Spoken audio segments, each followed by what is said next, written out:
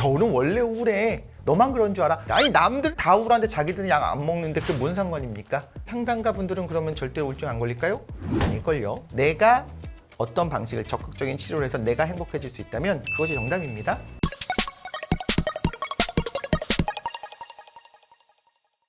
안녕하세요. 과학 커뮤니케이터 이덕실입니다. 나 가을 타나 봐 라고 하는 분들 많이 있죠? 갑자기 오지 않을 것 같은 가을이 확 다가왔고요. 이제 겨울을 목전에 두고 있는 상태가 됐습니다. 분명히 가을을 타는 분들이 있는 것 같아요. 그래서 주변에 가을만 되면 좀 우울해요. 혹은 겨울이 난 좀 더 우울하던데 하는 분들이 분명히 있거든요. 이것이 계절 때문일까? 한번 오늘 알아보면 좋을 것 같습니다. 그런데 계절 때문에 우울증이 생긴다고 할 거면, 혹은 계절 때문에 계절을 탄다라고 할 거면 계절이 바뀔 때 어떤 일이 벌어지는지를 먼저 알아야겠죠. 기본적으로 과학적 관점에서 볼 때는요, 가을에 쓸쓸하고 좀 허무하게 이렇게 느껴지는 이유는 가장 중요하게는 당연히 줄어든 햇빛의 양입니다. 신경 전달 물질 중에 멜라토닌이라고 하는 것들이 있는데요. 이 분비가 줄어들게 되면서 신체 리듬이 깨지게 되고, 그러면서 항상 우리는요, 항상성이 깨지게 되면 우울증이 생기게 되어 있어요. 대부분 그런 것 같습니다. 멜라토닌은 아마 많은 분들이 아실 거예요. 천연수면제다라고 생각하시기도 하고, 이제 밤과 낮의 어떤 생체 주기를 조절하는 그런 호르몬인데, 뇌에서 밤에 집중적으로 분비가 됩니다. 그래서 생체 리듬을 조절하는 역할을 원래 하는 거고요.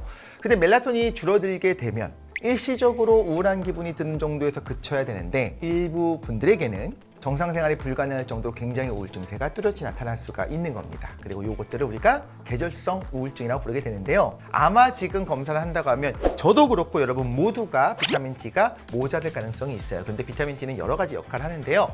일단 세로토닌이라고 하는 그 중요한 신경전달 물질 합성하는데 중요한 효소이기 때문에 이 비타민 D가 부족하게 됐을 때 세로토닌의 합성이 저해되는 부분들이 있을 수가 있는 겁니다. 이거에 대한 연구 결과를 좀 소개를 드리자면요. 미국 조지아 대학의 앨런 스튜어트 박사가 했었던 연구입니다. 이 비타민 D가 우울증의 요인이다. 계절적 요인과 관련된 신체 메커니즘을 직접적으로 조절하더라라고 하는 연구 결과를 발표를 했습니다.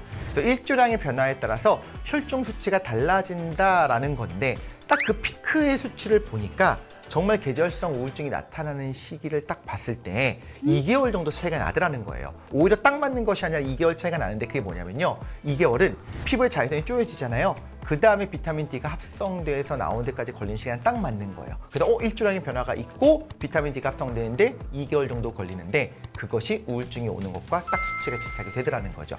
그것이 직접적인 증거. 여기서 직접적인 연관인 겁니다. 인과를 얘기하는 건 아닐 수도 있어요. 근데 분명히 연관이 있을 수 있다는 걸 얘기하는 거고요. 그리고 굉장히 여러 가지 유전자들이, 그리고 환경적인 특성들이 같이 영향을 주는데, 이런 세로토닌 수송체에서의 대립 유전자의 다양성이 조금 더 많이 발견이 되더라라고 하는 거는 오히려 여기서 어떤 활동성이 좀 줄어드는 부분들도 있을 수 있다는 건데, 항상 이렇습니다. 반대의 결과를 보이는 연구들도 있습니다. 그래서 계절성 우울증이 분명히 유전적으로 있느냐, 이거에 대해서는 많은 연구가 필요한 거고요. 그렇다면 이거 어떻게 치료할 거냐, 우리가 원인을 정확하게 알면 치료 혹은 좀 개선들이 가능한데, 그 중에 하나로 요즘 인기 있는 것 중에 하나가 광치료가 있는 거죠. 자, 북유럽의 이런 극야라고 하는 이런 현상들이 일어나기 때문에, 이런 극야 현상이 나타나는 곳에서는 우울증 발생 확률이 높잖아요. 이걸 극복해야겠죠. 어떤 식으로 극복을 하겠느냐, 일단 노르웨이 리우칸 마을에 초대형 거울을 사용해서 해결하는 방법의 사례가 있습니다. 자, 이건 어떻게 된 거냐면, 가파른 산에 둘러싸여 있어요. 산 그림자가 지기 때문에 1년에 6개월 동안 아예 해가 들지 않는 상황이 되는 거예요. 아파트 숲의 저층에 사는 분들이 알겠지만, 해가 계속 들지 않으면 사실 처음에는 그냥 꿉꿉함이 생기지만 나중에는 정말 우울해지거든요. 이 일조량 문제 해결하기 위해서는 어쨌든 햇빛이 들어와야 되는 겁니다. 그래서 산 중턱에 17제곱미터의 거울 3개를 세워서 적어도 광장에는 해가 들어오도록, 저 높은 곳에서 산이 있잖아요. 산 중간으로 쏟아지는 햇빛이 거울에 반사돼서 광장에는 햇빛이 들어오게 만든 겁니다. 지금 광테라피란 얘기 나왔는데, 그런 광테라피를 하기 위해서 침실에 치료용 조명 장치를 설치하는 방법들도 있다고 해요. 특히나 아침에 일어날 때 도움이 된다고 하는데, 특정 음악에 맞춰서 햇빛에 가까운 빛을 내보내는 그런 모든 빛이 다 있는 그런 LED 조명 장치가 시판이 되고 있는데, 이것도 도움이 될 수 있는 부분들이 있다라는 겁니다. 그리고 도움될 수 있어라고 믿고 하십시오. 이거 뭐 어떤 연구 봤더니 이것도 도움 안 된다라는 거를 아는 순간, 그때부터는 별로 도움이 안 될 수도 있어요. 그런데 아침에 불을 다 켜고요, 일부러 밝게 더 만드는 겁니다. 그리고 지금은 되게 햇빛이 찬란한 시간이야 라고 생각하는 겁니다. 사실 태양을 완전히 대체하기는 쉽지는 않습니다. 그리고 단순히 내 몸에 어떤 생리학적으로 어떤 조직들의 내 피부에다가 빛을 쬐는 것도 도움은 되겠지만 전체적으로 이 세상 전체가 햇빛에 의해서 밝아지는 것과는 좀 분명히 차이가 있거든요. 그럼에도 불구하고 어둡게 하는 것이 아니라 인공광으로서라도 기본적으로 빛을 쬐게 하는 것들은 분명히 사람에게 영향을 줄 거다라고 보는 거죠. 어쨌든 최근 발표된 연구에서는요, 계절성 우울증 환자들이 겨울에 세로토닌의 전환율이 감소하게 되더라. 그래서 이것이 딱 뭐랑 일치하냐면 평균적인 일조 시간의 계절 변동 추이랑 관련이 있다라고 생각이 된다는 거죠. 그렇다면 결과적으로 이것도 일종의 세로토닌과 노르아드레날린 계통의 항우울제를 투여하게 되면 치료 효과가 있을 수 있는 것이 아닐까 했는데 정말 그렇습니다. 계절적인 원인 때문에 일어나는 거지만 그 과정에서 세로토닌 수치가 낮아지는 건 사실이고, 그래서 일반적으로 우리가 생각하는 그 우울제, 항우울제를 투여하게 되면 분명히 계절성 우울증도 좋아지더라는 겁니다. 좀 심각한 분들의 경우에는 아까 말씀드린 것처럼 계절성 우울증 결국 우울증입니다. 그래서 약물을 갖고 치료하는 것들이 분명히 도움이 됩니다. 시간의 소요도 적고요. 광치료 기구를 이용함에 따른 불편감이 없기 때문에 최근에는 결국에는 항우울제를 사용하기도 하고 항우울제만을 사용하는 경우가 당연히 더 많겠죠. 계절성 우울증도 심해지게 되면 결국에 우울증인 겁니다. 그렇기 때문에 이 부분은 너무 간과하지 마시고 전문의와 상담하는 것이 좋겠는데요. 당연히 일반적으로 우울증 치료할 때 사용하는 선택적 세로토닌 재흡수 억제제라고 하죠. SSRI. 요즘 그런 약물들이 제일 많이 씁니다. 흔히 말하는 프로작 같은 약이 그걸 말하는 거고요. 요즘은 세로토닌뿐만 아니라 노르에피네프린을 같이 하는 SNRI라고 하는 세로토닌 노르에피네프린 재흡수 억제제를 사용하기도 합니다. 이런 약들의 원리는요, 우리 신경전달 물질 세로토닌이나 노르에피네프린이 일단 시냅스 사이로 분출이 된 다음에 뒤에 수용체를 자극을 합니다. 그 다음 계속 여기에 머무르고 있으면 계속 수용체를 자극해서 계속 신호를 보낼 거잖아요. 그래서 다시 이걸 재흡수해요. 내뿜었다가 다시 갖고 들어옵니다. 그런데 이런 약물들은요, 다시 갖고 오는 그 재흡수를 못하게 막아버려요. 그럼 어떤 일이 벌어지느냐? 자, 우울증에 걸린 사람의 뇌를 봤더니 세로토닌 수치가 낮더라는 거예요. 그런데 재흡수 억제제를 썼습니다. 그럼 적은 양의 세로토닌이 나온 다음에 재흡수가 안 되니까 여기 그냥 머물러 있겠죠. 좀 더 오랜 시간 동안 머물러 있겠죠. 그럼 마치 세로토닌 농도가 높아진 효과를 볼 수가 있겠죠. 이런 방법으로 이런 약을 복용하게 했더니 시간이 좀 걸립니다. 거의 1주에서 2주 정도를 복용하게 되면 서서히 증상이 완화되더라라는 것들이 있습니다. 겨울은 원래 우울해. 나도 그래. 야, 안 그런 사람 있어? 너만 그런 줄 알아? 절대 이런 거 아닙니다. 남들 다 우울한데 자기들은 약 안 먹는데 그게 뭔 상관입니까? 내가 어떤 방식을 적극적인 치료를 해서 내가 행복해질 수 있다면 그것이 정답입니다. 아마 많은 분들이 아시겠지만 여자친구랑 헤어졌어요. 너무 슬퍼요. 가슴이 아파요. 이거 진짜 아픈 겁니까? 아픈 거예요. 타이레놀을 먹으면 괜찮아집니다. 우리 뇌에서는 똑같은 거예요. 그래서 이런 것들을 같이 고려해 본다면 여러분 이제 친구가 그녀와 헤어져서 그와 헤어져서 슬퍼하고 있으면 타이레놀 쓱 하고 타이레놀 PPL도 아닌데 아세타미노펜을 쓱 하고 내밀면서 이거 도움이 된다는 연구 결과들이 있거든요. 계절성 우울증의 경우에도 마찬가지 세로토닌 수치가 어떤 이유로든 간에 보통 빛에 연관이 있겠죠. 낮아지게 되는 부분들이 있어서 분명히 치료 효과가 있다라는 거고, 그렇기 때문에 사실 당연하게도 우리가 다 알고 있습니다. 신경전달 물질이 발병에 관여하는 부분은 분명히 있을 거다라는 생각이 듭니다. 자, 기본적으로 일조량의 차이가 적은 적도 부분에서는요, 여름이든 겨울이든 일정의 차이가 거의 없습니다. 이런 경우에는 우울증이 좀 드물다고 해요. 특히나 계절성 우울증은 거의 없다고 보면 되는데 계절 자체의 차이가 나타나지 않으니까요. 위도가 높아지면 분명히 계절성 우울증이 많아지는 걸로 보입니다. 우리가 일조량과 우울증의 이야기를 할 때 항상 나오는 이야기가 북유럽은 사실 예쁘잖아요. 평화롭고요. 그런데 우울증이 많다라는 얘기를 들으실 겁니다. 그게 사실일까? 실제로 핀란드 공영방송 YL에 따르면 국민 550만 명 중에서 우울증을 경험한 분이 7.4% 정도가 되고, 실제로 사회보험기관으로부터 항우울제 처방을 받는 분들도 50에서 70% 정도 되는 분들이 있다고 해요. 그럼 실제로 거주하는 사람들은 어떨까요? 세종과학기지 남극에 있죠. 그리고 장보고과학기지, 이런 과학기지에 파견된 대원들 입장에서는요, 한 6개월 있다 가고 1년 있다 가고 이렇게 기간을 정해서 오는 겁니다. 근데 올 때부터 그 정도는 못 가요. 돌아갈 수 없습니다. 이걸 알고 온 상황이에요. 그럼에도 불구하고 이런 극약 기간이 펼쳐지기 시작하면 계절성 우울증으로 고생을 한다는 겁니다. 그래서 남극의 기지를 운영하고 있는 미국이랑 일부 국가의 경우에는요, 아예 심리 전문 상담가까지 파견을 하고 있다라고 합니다. 자, 그러면 위도에 따라서 햇빛의 양, 일조량의 차이가 왜 나타나는가를 좀 생각을 해봐야겠죠. 이제 과학적인 부분을 말씀을 드리자면요. 지구의 자전축이 휘어져 있어서 그렇습니다. 지구가 자전하는데 태양으로부터 들어올 때 지구의 자전축이 평행하게 있는 것이 아니에요. 기울어져 있습니다. 우리가 배우기로 23.5도라고 배웠잖아요. 그래서 제가 한번 그걸 보여드리려고 해요. 자, 여기에 이렇게 지구본이 있습니다.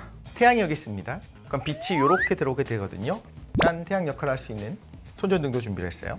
이렇게 지금 이 상황으로 빛이 들어오고 있는 것이 우리한테는 겨울이 그렇습니다. 겨울에 이런 현상이 나타나게 돼요. 자, 보시면요. 우리나라가 지금 어디 있냐면 우리나라 여기 있습니다. 지금 보시면 적도 부분에선 여기 사는 사람들 입장에서 어떻게 보일 거냐면요. 태양이 저 바로 내 머리 위에 있네 라고 보이겠죠. 그런데 위쪽 우리나라에서 어떻게 보이게 될 거냐면요. 태양이 머리 위에 있는 게 아니라 상당히 아래쪽에 있는 것처럼 보일 겁니다. 그런데 심지어 더 위쪽에 올라가게 되면요. 자, 요 부분에서 한번 볼게요. 고위도 지방은요. 아예 지구가 돌아도 빛이 아예 안 비칩니다. 이때 고위도 지방은요. 긴 겨울입니다. 북반구의 위쪽은요. 지금 이 빛이 아예 비춰지질 않아요. 계속 밤입니다. 그래서 밤이 6개월 동안 지속된다고 하는 것이 이런 의미가 되는 거고요. 이럴 때 당연히 우울증이 올 수밖에 없는 거죠. 그걸 보고 있는 것도 도움이 된다고 봅니다. 햇빛의 세기 그리고 색온도까지 다 그걸 만들어 놓는다면 분명히 좀 도움이 될 거라고 보는데 여기서 제가 색온도를 말씀드린 이유가 뭐냐면 실제로 극야 기간에 해가 잠깐 뜨기는 하는데 어떻게 보이냐면요. 자, 고도가 낮습니다. 그럼 햇빛이 이렇게 들어오는 가운데 대기를 길게 통과해야 돼요. 그렇게 되면 일단 푸른빛은 다 사라져 버리고요. 붉은빛 진짜 조금 우리가 노을이라고 하는 것보다도 훨씬 더 뿌연 노을이 오는 거예요. 어떤 대원분이 했었던 수기에 따르면 건전지가 다 된 손전등의 불빛이 그냥 희미하게 비치는 수준이다. 그거밖에 없어요, 햇빛이.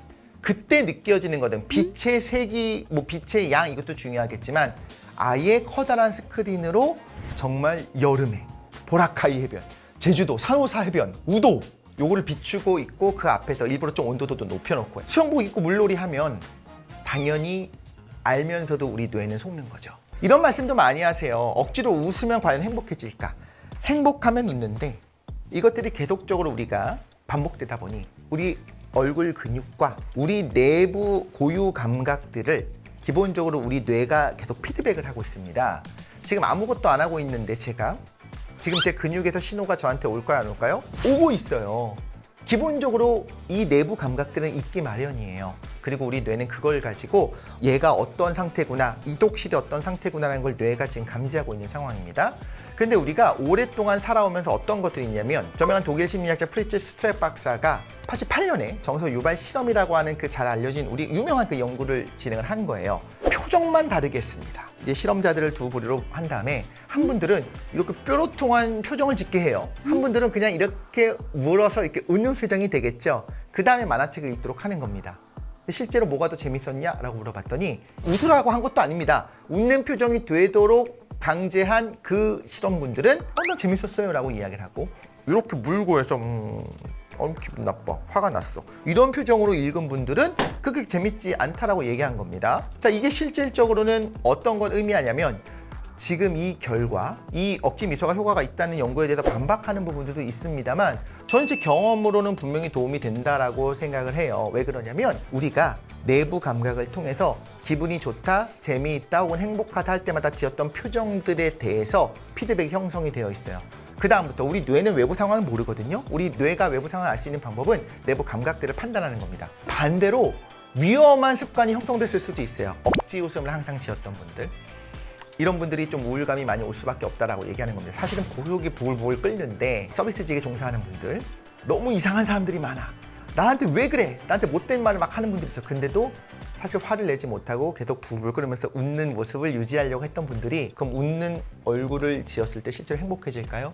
그러지 못하겠죠. 이런 안타까운 현실도 있을 수가 있는 겁니다. 하지만 여러분이 지금 행복할 때 많이 웃었다면 그 피드백이 건강하게 형성이 되어 있다면 지금 우울할 때 한번 크게 웃어보시면요. 실제로 기분이 조금 갑자기 막 기분이 너무 좋아져서 뭐 마약? 이런 거 아닙니다. 당연히 아닙니다. 근데 훨씬 더 좀 긍정적인 마음은 분명히 나타날 수 있다라는 거를 생각하면 좋을 것 같습니다. 자, 여러분 가을을 혹시 타십니까? 가을을 어떠신가요? 이제 겨울이 성큼 다가왔습니다. 여러분은 겨울을 타십니까? 생각을 바꾸는 것은 분명히 도움이 된다고 생각해요. 오늘 소개드렸던 이런 계절성 우울증이요, 코감기나 목감기처럼 환절기면 찾아오는 그런 마음의 감기니까요, 그냥 넘어가지 마시고 내 몸과 마음을 돌보는 시간을 가져보시고, 우울증에 걸렸어? 가족들에게 피해가 가는데 이런 마음 갖지 마시고 나의 행복을 위해서, 내가 건강하고 내가 행복해야 주변 사람들도 행복해집니다. 그래서 가을이면 싱숭생숭한 그런 마음을 달래는 여러분들의 꿀팁을 댓글로 남겨주십시오. 좋아요, 댓글, 구독과 알림 설정까지 부탁드립니다. 감사합니다.